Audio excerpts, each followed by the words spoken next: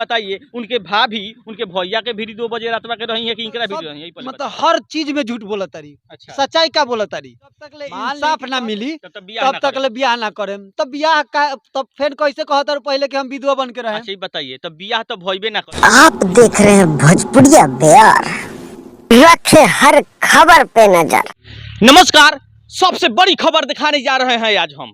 जैसे कि आपको पता होगा कि आरती और छोटू का प्रेम कहानी को लेकर सभी मीडिया वालों ने ऐसा ऐसा टॉपिक उछाल रहे हैं कि कब क्या हो जाएगा कब क्या नहीं हो जाएगा किसी को पता भी नहीं है। सारे बिहार में नहीं पूरे लगभग में भारत वर्ष में ये प्रेम कहानी चल रहा है, नाम एकदम पूरे जोर शोर से चल रहा है। सभी मीडिया वालों ने ऐसा एकदम हरकम मचा दिया है कि क्या सत्य है क्या असत्य है किसी को पता भी नहीं है, और सभी ने केवल उसके परिवार के पीछे पड़े हुए हैं।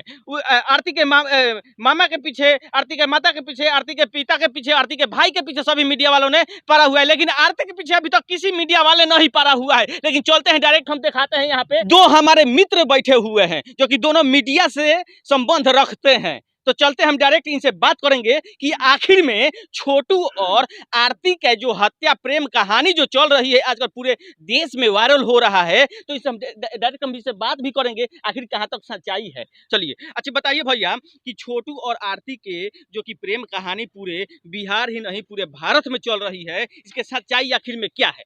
देखिए इसमें बहुत कुछ सच्चाई है और बहुत ज्यादा इसमें बनावटी भी है। अच्छा माने कितना परसेंट सच्चाई बा कितना परसेंट झूठाई बा?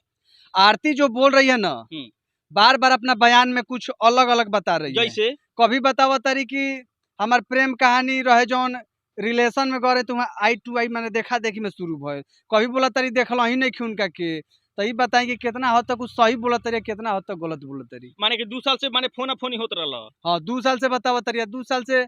अच्छा ये बताई कि 2 साल से चलत लख बिना देखल ही 2 बजे रात के केंगई चल भेंट करे। अच्छा एक बात बताइए, मान लीजिए कि हम किसी को देखे नहीं है, अभी तक हम नहीं देखे हैं किसी को, तो फिर फोन जब करके बुलाया गया है उसके द्वारा, जैसे कि आरती के द्वारा आरोप लगाया गया है कि हमारे भाभी ने बुलाई है छोटू को, तो फिर बताइए उनके भाभी उनके भैया के भी 2 बजे रात के रही है कि इनकरा भी रही है, पहले बताइए। यो बात सही बा। अगर भाभी अगर बुलावे के रहती तो दिन में बोलेले होती चाहे शाम के बोलेले होती।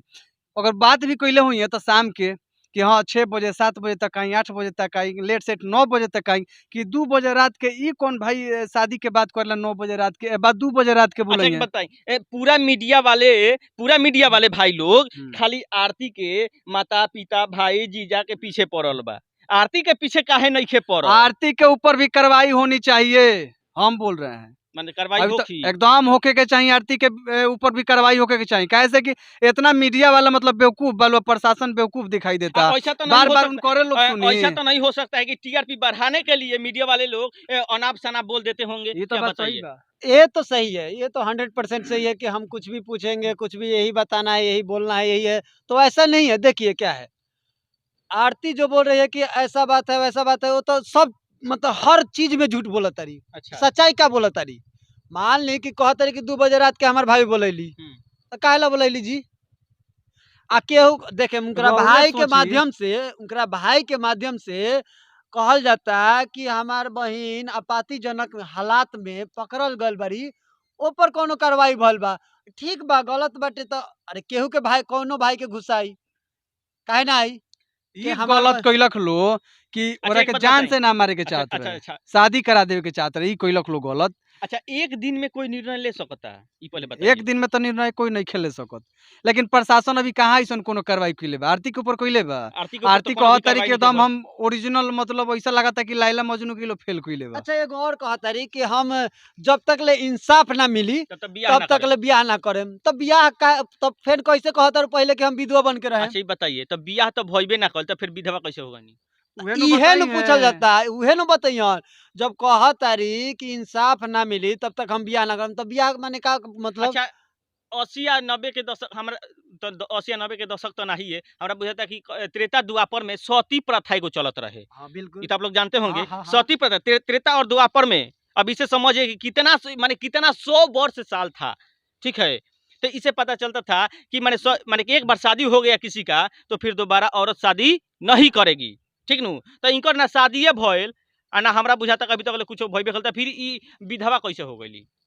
बस एगो अपन कहानी बा कि हम उनकर विधवा बन के विधवा ना रहेम, कुछो आई नहीं रहम की के सब रहेम, त कुछ झूठ ना। मूठ के बनावटी बा मन ग्रहण कहानी बा बाकी कुछो नहीं खे ई अच्छा सब ऐसा तो नहीं हो सकत कहीं ई राजनीति में कदम डाले के चाहतारी राजनीति में उनका के वोट दे दी माने भी हो सकत अच्छा कौना बल पर कौना एथी पर अरे फेमस हो गल बारी फेमस हो गए से उनका पूरा बिहार ही ना पूरा भारत भर में आरती के नाम पूरा चर्चा में बा चर्चे भर रह जाई हैं? और ओकरा इहो बता देतनी पर्चा ना भराई ना ये बाद 2-4 महीना बाद देखी साल भर बाद देखी अच्छा मान ली कि अगर आरती के प्रेमी के न्याय मिल जाता और फिर बियाह कर लेता रही तो तो का मामला आरती खत्म। माने कि का उ आरती के अथी सॉरी छोटू। छोटू के याद कर सकता रही ई सब मामला भुला जाइए हैं?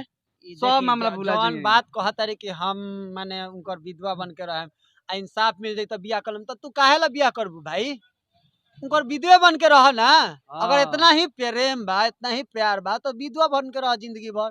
अच्छा का लागत रौरा विधवा बन के रह जियन ए जी हमारा कहे के मतलब कि एगो 20 साल के लड़की उ 50 साल 60 साल का जिंदगी गुजार सकतिया ऐसा नइखे हो नहीं के गुजार सकल। सकत त उल्टा सीधा बयान मान दी। लेकिन ओकरा भी सोचे के चाही कि हमार अभी बहुत लंबा जीवन बा बिल्कुल बात सही है कि नहीं एकदम बात सही बा ये जो एक जिंदगी जो है ना जिंदगी जो मिलता है बहुत कुछ करने के बाद मिलता है देखी ऐसन ऐसन घटना बहुत भइल बा लेकिन इनकर घटना के जौन चर्चा होखे के मेन कारण जान तनी काहे बा कारण ई बा कि उ जब ओकरा के मर्डर कर देवल गयल जब मार देवल गयल बिजली के तार सटा सटा के चाहे जैसे भी मार देवल गयल तो उ का कहली कि मतलब वहां से भगली ना अच्छा। आजकल के जौन लैला मजनू के जौन खेला बा रउआ जानत होखे अच्छा जब- सुनी एगो और बात बा हम देखत काहे रह गली काहे ना विरोध कैली रउरा देखलो के हमनी तो देखे ना कर रउरा देखलो के कि अलग कमरा में उनका के बंद कर देवल रहे